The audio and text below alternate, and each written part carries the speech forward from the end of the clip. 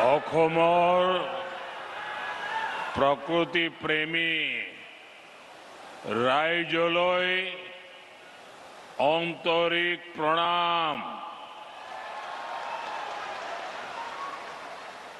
असम के राज्यपाल लक्ष्मण प्रसाद आचार्य जी, यहां के लोकप्रिय मुख्यमंत्री हिमंता बिस्वा शर्मा जी,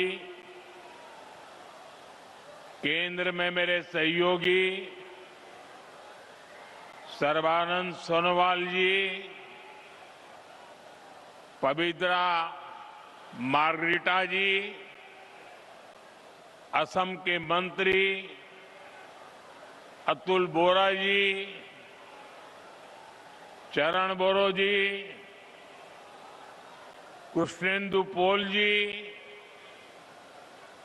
केशव महंता जी, अन्य महानुभाव और असम के मेरे प्यारे भाइयों और बहनों, मौसम ठंडा है, गांव दूर दूर है, उसके बावजूद भी जहां जहां मेरी नजर पहुंच रही है, लोग ही लोग नजर आ रहे हैं।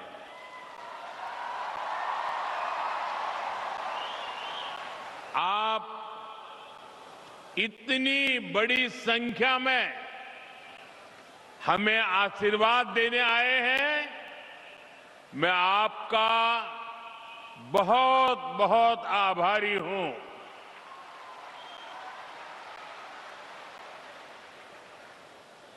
आज फिर काजीरंगा आने का सौभाग्य मिला है। स्वाभाविक है, मुझे अपनी पिछली यात्रा याद आना बहुत स्वाभाविक है। 2 वर्ष पहले काजीरंगा में बिताए गए पल मेरे जीवन के बहुत खास अनुभवों में शामिल है। मुझे काजीरंगा नेशनल पार्क में रात्रि विश्राम करने का अवसर मिला था और अगली सुबह एलिफेंट सफारी के दौरान मैंने इस क्षेत्र की सुंदरता को बहुत करीबी से महसूस किया था। साथियों, मुझे हमेशा असम आकर एक अलग ही खुशी मिलती है।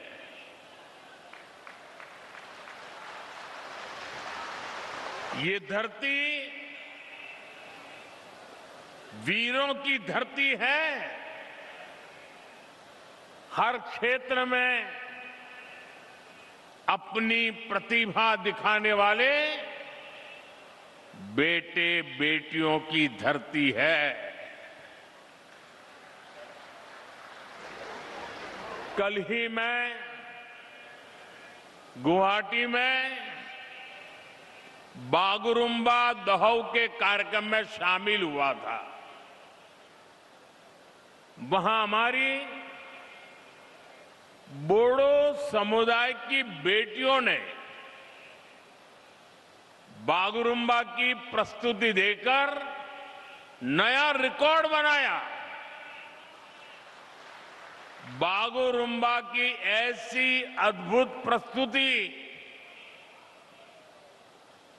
10,000 से अधिक कलाकारों की ऊर्जा, खाम की थाप, सिफुंग की धून, उन मनोरम पलों ने हर किसी को मंत्र मुग्ध कर दिया। बागुरुम्बा की अनुभूति आंखों से होकर दिल में उतरती रही।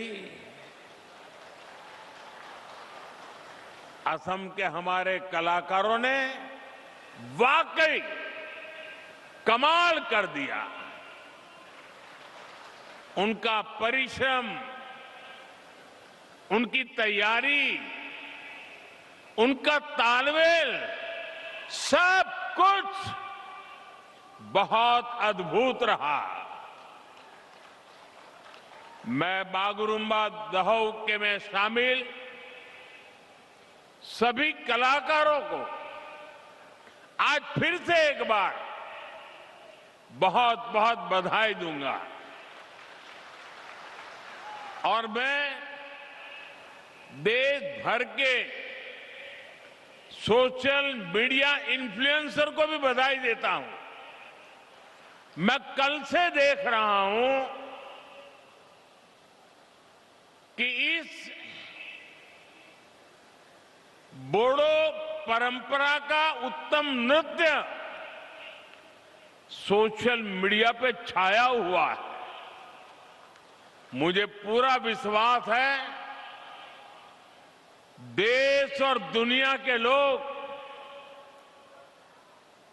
कला और संस्कृति के भारत के नजरिए को, उसकी ताकत को पहचानेंगे और इस काम को बढ़ाने वाले सभी सोशल इन्फ्लुएंसर भी बधाई के पात्र हैं। मीडिया के मित्रों के लिए वो कल का शाम का समय जरा बहुत पैक रहता है, लेकिन आज सुबह से कई टीवी मीडिया वालों ने भी इस कार्यक्रम का पुनः प्रसारण शुरू कर दिया है। आप कल्पना कर सकते हैं ये कार्यक्रम कितना भव्य रहा होगा। साथियों, पिछले वर्ष मैं जुमरई महोत्सव में भी शामिल हुआ था। इस बार मुझे माघ बिहू के अवसर पर आने का मौका मिला है। एक महीने पहले मैं विकास परियोजनाओं के लिए यहां आया था। गुवाहाटी में लोकप्रिय गोपीनाथ बरदोलोई इंटरनेशनल एयरपोर्ट का विस्तार हुआ है। मैंने उसकी नई टर्मिनल बिल्डिंग का उद्घाटन किया था। साथ ही नाम रूप में अमोनिया यूरिया कॉम्प्लेक्स की आधारशिला रखी थी।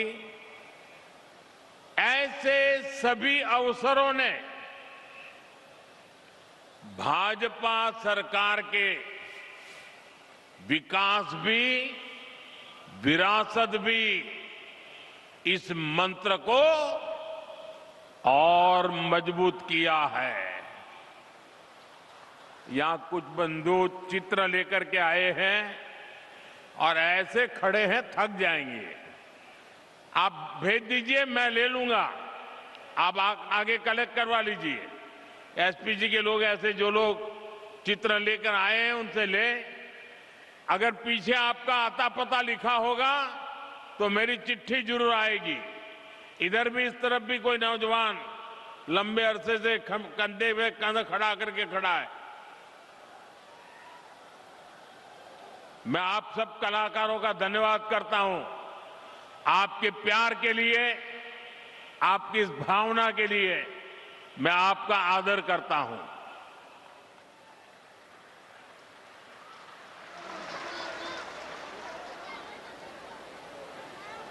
आप सब बैठ जाइए। जो यहां भी है वो ले लीजिए भाई, उनको परेशान मत कीजिए। साथियों, असम के इतिहास में कलियाबोर का अहम स्थान है। असम के वर्तमान और भविष्य के लिए भी ये स्थान बहुत महत्वपूर्ण है। ये काजीरंगा राष्ट्रीय उद्यान का प्रवेश द्वार भी है और ऊपरी आसाम की कनेक्टिविटी का भी केंद्र है।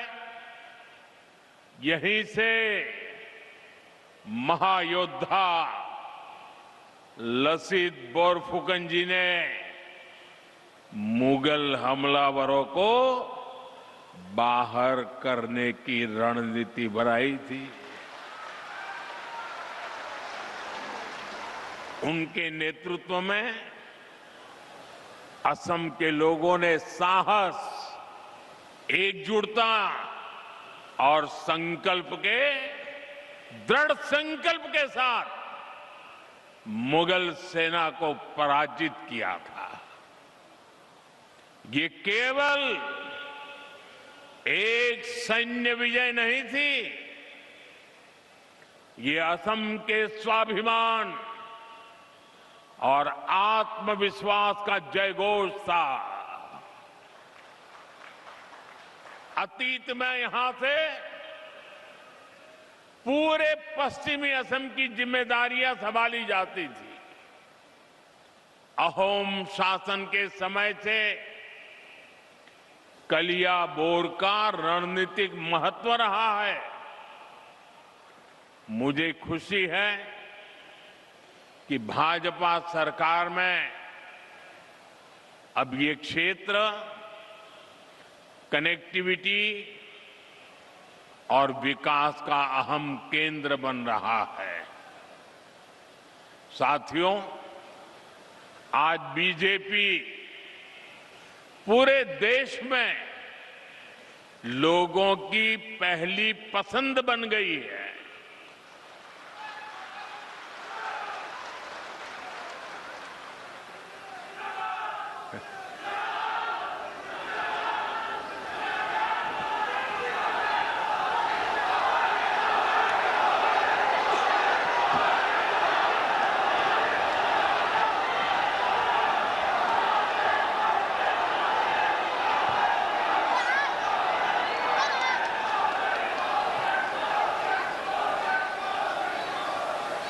बीते 1-1.5 वर्षों से बीजेपी पर देश का भरोसा लगातार बढ़ता जा रहा है। हाल ही में बिहार में चुनाव हुए, वहां 20 वर्ष बाद भी जनता ने बीजेपी को रिकॉर्ड वोट दिए हैं, रिकॉर्ड सीटें जिताई है। 2 दिन पहले ही महाराष्ट्र के बड़े शहरों में मेयर और पार्षदों के चुनाव परिणाम आए हैं। मुंबई, जो दुनिया के सबसे बड़े निगमों से एक है, वहां की जनता ने पहली बार बीजेपी को रिकॉर्ड जनादेश दिया।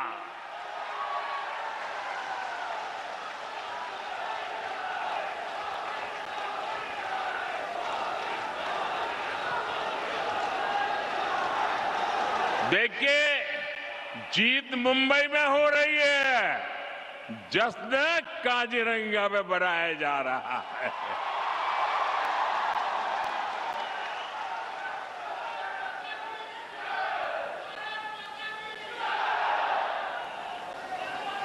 महाराष्ट्र के अधिकतर शहरों की जनता ने बीजेपी को सेवा का अवसर दिया है।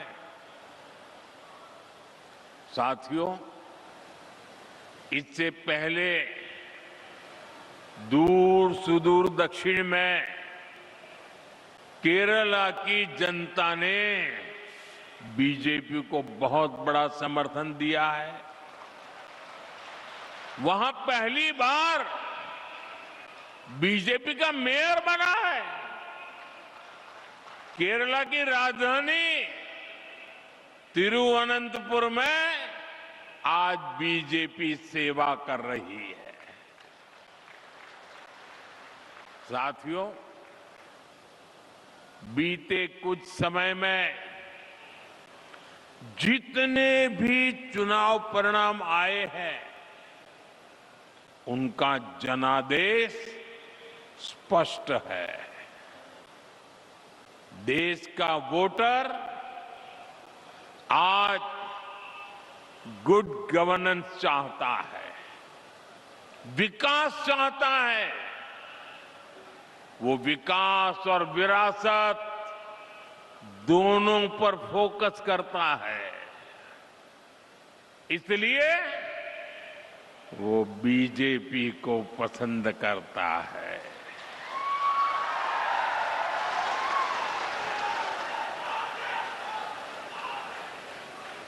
साथियों, इन चुनावों का एक और संदेश है। कांग्रेस की नेगेटिव पॉलिटिक्स को देश लगातार नकार रहा है। जिस मुंबई शहर में कांग्रेस का जन्म हुआ था, वहां वो आज चौथे या पांचवें नंबर की पार्टी बन गई है। जिस महाराष्ट्र पर कांग्रेस ने सालों तक शासन किया, वहां कांग्रेस पूरी तरह से सिमट गई है। कांग्रेस देश का भरोसा खो चुकी है, क्योंकि कांग्रेस के पास विकास का कोई एजेंडा नहीं है। ऐसी कांग्रेस कभी असम का काजीरंगा का भी भला नहीं कर सकती। साथियों, काजीरंगा की सुंदरता के बारे में भारत रत्न डॉक्टर भूपेन हजारिका जी ने कहा था, आमार काजीरंगा धन्यो।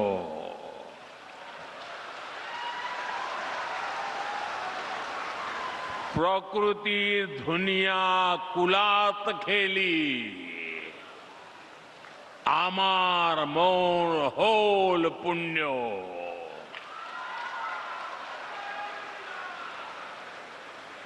इन शब्दों में काजीरंगा के प्रति प्रेम की भावना है। साथ ही इनमें असमिया लोगों के प्रकृति से स्नेह की अभिव्यक्ति भी है। काजीरंगा केवल एक नेशनल पार्क नहीं है, काजीरंगा तो असम की आत्मा है, आत्मा।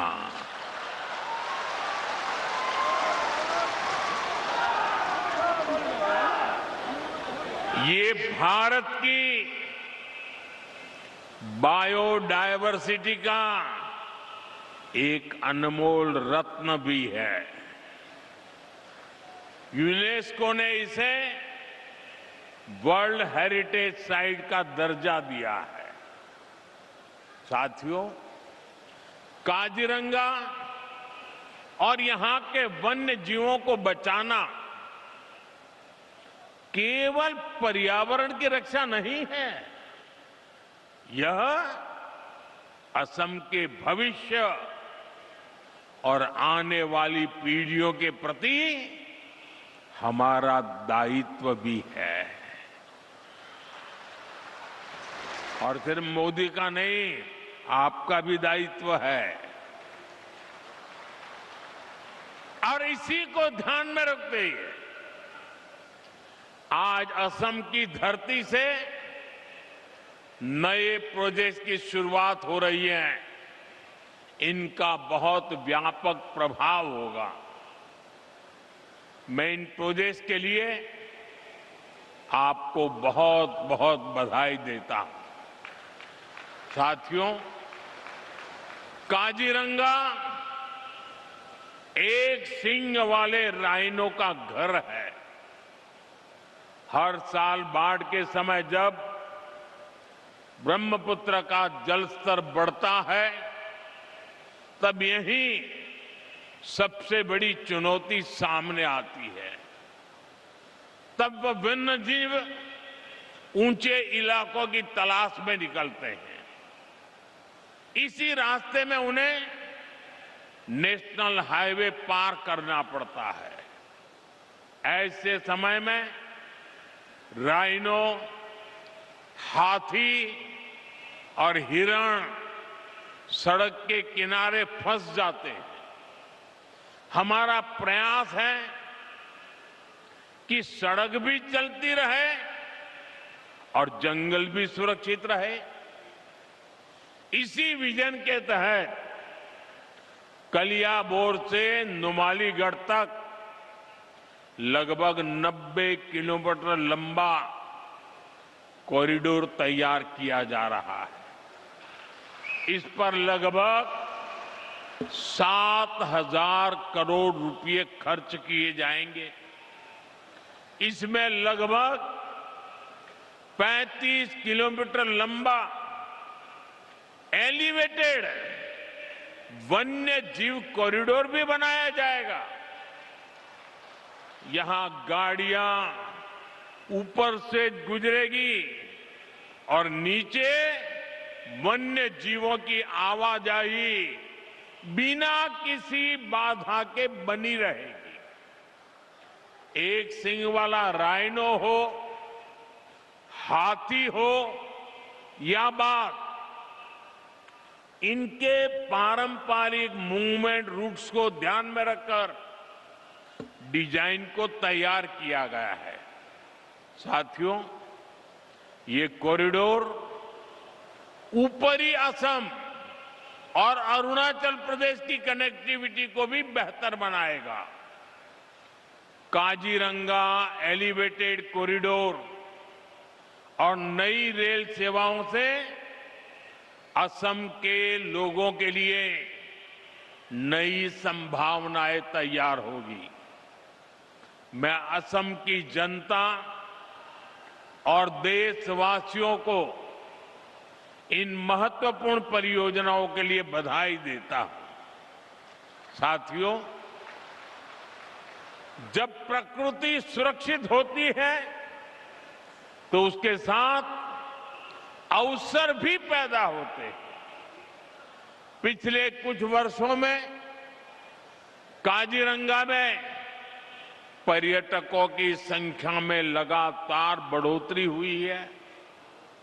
होम स्टे, गाइड सेवाएं, परिवहन, हस्तशिल्प और छोटे व्यवसायों के माध्यम से स्थानीय युवाओं को आय के नए साधन मिले हैं। साथियों, आज मैं असम के आप लोगों की, यहां की सरकार की एक और बात के लिए खास तौर पर तारीफ करूंगा।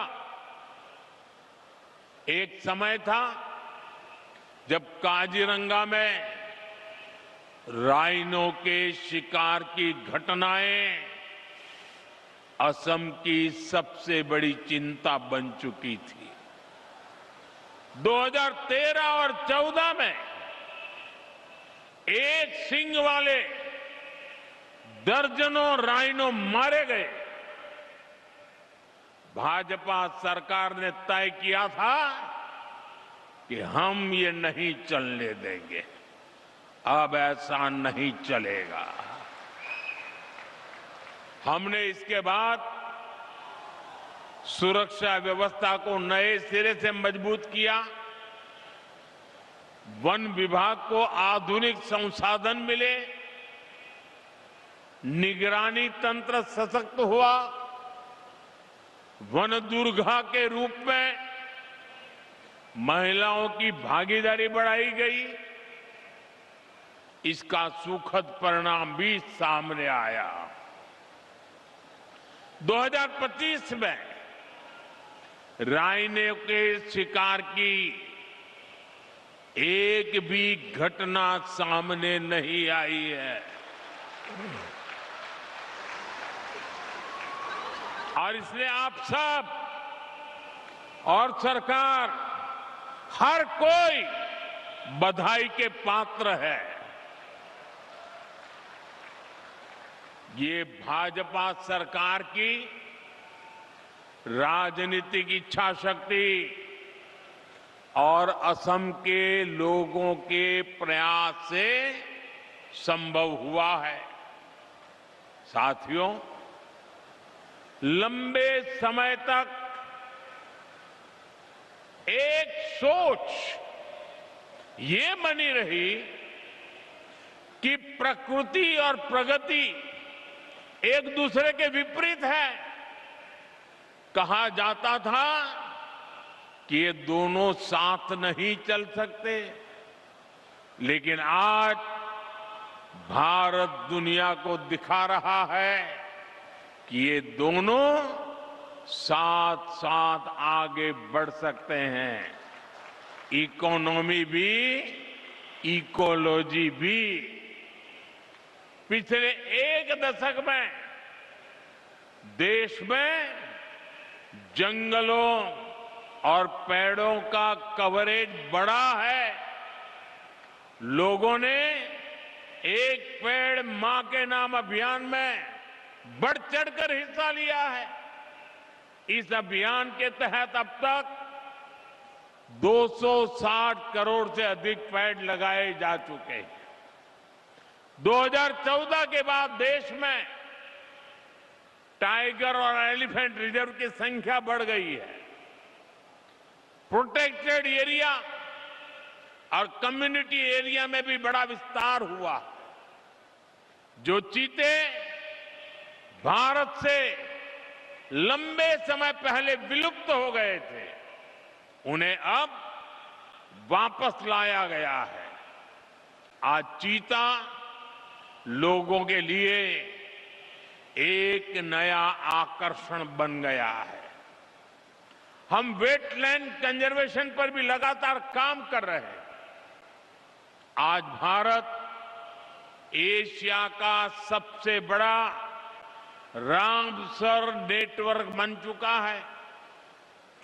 रामसर साइट्स की संख्या में उसके हिसाब से भारत दुनिया में तीसरे स्थान पर है। अब हमारा असम भी दुनिया को दिखा रहा है कि कैसे विकास के साथ साथ हम अपनी विरासत को भी संभाल सकते हैं, प्रकृति की भी रक्षा कर सकते हैं। साथियों, नॉर्थ ईस्ट की सबसे बड़ी पीड़ा हमेशा दूरी की रही। दूरी दिलों की, दूरी स्थानों की। दशकों तक यहां के लोगों के महसूस होता रहा कि देश का विकास कहीं और हो रहा है और वे पीछे छूट रहे हैं। इसका असर केवल अर्थव्यवस्था पर नहीं पड़ा, बल्कि भरोसे पर भी पड़ा। इस भावना को बदलने का काम भाजपा ने किया। डबल इंजन की सरकार ने नॉर्थ ईस्ट के विकास को प्राथमिकता बनाया। रोडवेज, रेलवेज, एयरवेज, वोटरवेज के माध्यम से असम को जोड़ने पर एक साथ काम शुरू हुआ। साथियों, जब हम रेल कनेक्टिविटी बढ़ाते हैं तो इसका फायदा सामाजिक और आर्थिक दोनों स्तरों पर होता है। इसलिए नॉर्थ ईस्ट के लिए कनेक्टिविटी का विस्तार बहुत महत्वपूर्ण है, लेकिन कांग्रेस ने कभी इसकी परवाह नहीं की। मैं आपको एक आंकड़ा देता हूं। जब कांग्रेस की केंद्र में सरकार थी तो असम को बहुत कम रेल बजट मिलता था, लगभग 2000 करोड़ रुपए।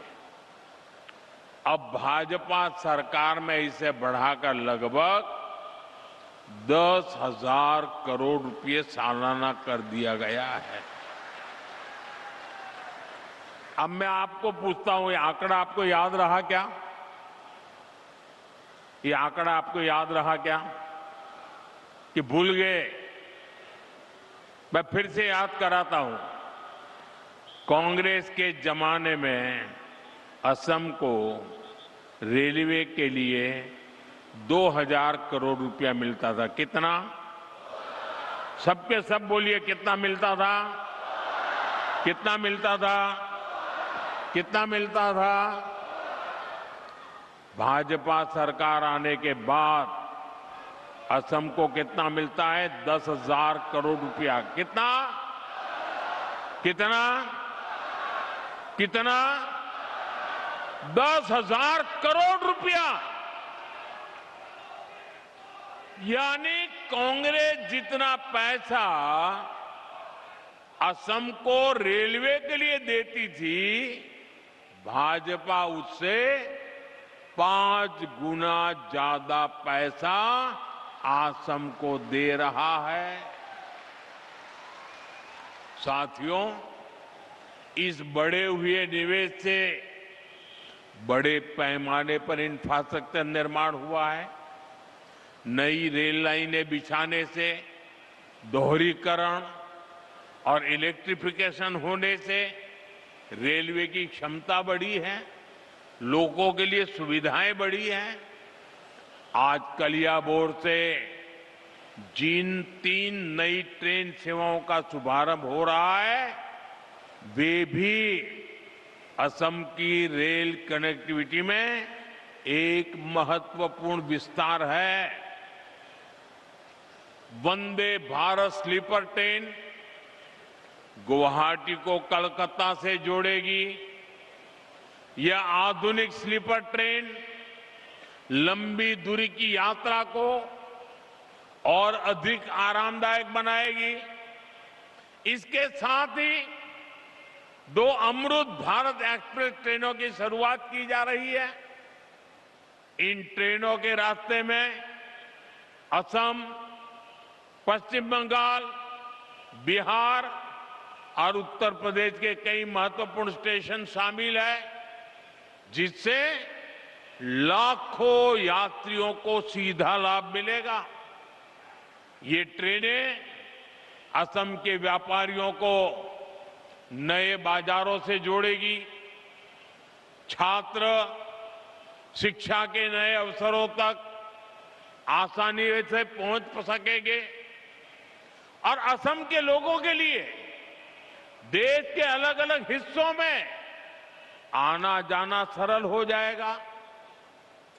कनेक्टिविटी का विस्तार भरोसा पैदा करता है कि नॉर्थ ईस्ट अब विकास के हाशिए पर नहीं है।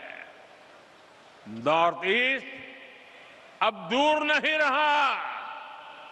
नॉर्थ ईस्ट अब दिल के भी पास है, दिल्ली के भी पास है। साथियों, आज आपके बीच असम के सामने मौजूद एक बड़ी चुनौती की भी चर्चा आवश्यक है। ये चुनौती है असम की पहचान बचाने की। असम की संस्कृति बचाने की। आप मुझे बताइए, असम की पहचान बचनी चाहिए कि नहीं बचनी चाहिए? ऐसा नहीं सबके सब जवाब दो। असम की पहचान बचनी चाहिए कि नहीं बचनी चाहिए? आप सबकी पहचान बननी चाहिए कि नहीं बननी चाहिए? आपके पूर्वजों की विरासत बचनी चाहिए कि नहीं बचनी चाहिए? आज असम में बीजेपी सरकार जिस प्रकार घुसपैठ से निपट रही है, जिस प्रकार हमारे जंगलों को, ऐतिहासिक सांस्कृतिक स्थलों को, आप लोगों की जमीनों को अवैध कब्जों से मुक्त कर रही है, उसकी आज बहुत प्रशंसा हो रही है। ये सही हो रहा है कि नहीं हो रहा है? ये होना चाहिए कि नहीं होना चाहिए? ये आपके भले के लिए है कि नहीं है? लेकिन आप जरा ये भी सोचिए साथियों कि कांग्रेस ने असम के साथ क्या किया।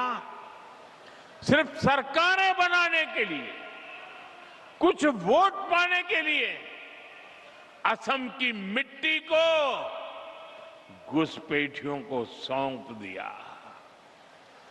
कांग्रेस ने दशकों तक असम में सरकारें बनाई। इस दौरान लगातार घुसपैठ बढ़ती गई। और इन लोगों ने, घुसपैठियों ने क्या किया? इनको असम के इतिहास, यहां की संस्कृति, हमारी आस्था से कोई सरोकार नहीं था। इसलिए उन्होंने जगह जगह कब्जे किए। घुसपैठ के कारण एनिमल कॉरिडोर के कब्जे हुए, अवैध शिकार को बढ़ावा मिला, तस्करी और अन्य अपराध भी बढ़े। साथियों, ये घुसपैठिए आबादी का संतुलन बिगाड़ रहे हैं, हमारी संस्कृति पर हमले कर रहे हैं, गरीब का, नौजवान का रोजगार छीन रहे हैं, आदिवासी क्षेत्रों में धोखे से लोगों की जमीन पर कब्जा कर रहे हैं। ये असम और देश की सुरक्षा दोनों के लिए बहुत बड़ा खतरा है। साथियों, कांग्रेस से आपको बहुत सावधान रहना है। कांग्रेस की एक ही नीति है, घुसपैठियों को बचाओ, घुसपैठियों की मदद से सत्ता पाओ। पूरे देश में कांग्रेस और उसके साथी यही कर रहे हैं। बिहार में भी इन्होंने घुसपैठियों को बचाने के लिए यात्राएं निकाली, रैलियां निकाली, लेकिन बिहार की जनता ने कांग्रेस का सुपड़ा साफ कर दिया। अब असम की जनता की बारी है। मुझे विश्वास है असम की धरती से भी कांग्रेस को करारा जवाब मिलेगा। साथियों, असम का विकास पूरे नॉर्थ ईस्ट के विकास के लिए नए दरवाजे खोल रहा है। असम एक्ट ईस्ट पॉलिसी को दिशा दे रहा है। जब असम आगे बढ़ता है तो नॉर्थ ईस्ट आगे बढ़ता है। जब नॉर्थ ईस्ट आगे बढ़ता है तो हिंदुस्तान आगे बढ़ता है। हमारे प्रयास और असम के लोगों का भरोसा पूरे नॉर्थ ईस्ट को नई ऊंचाइयों तक ले जाएगा।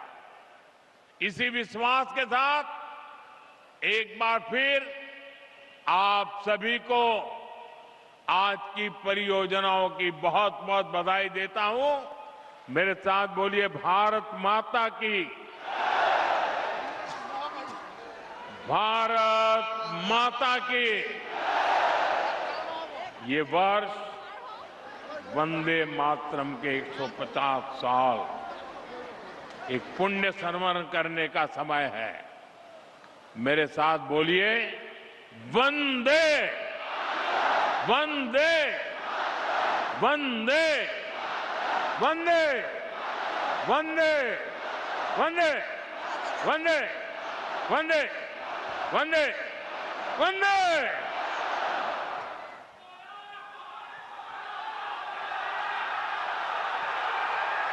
कोटि कोटि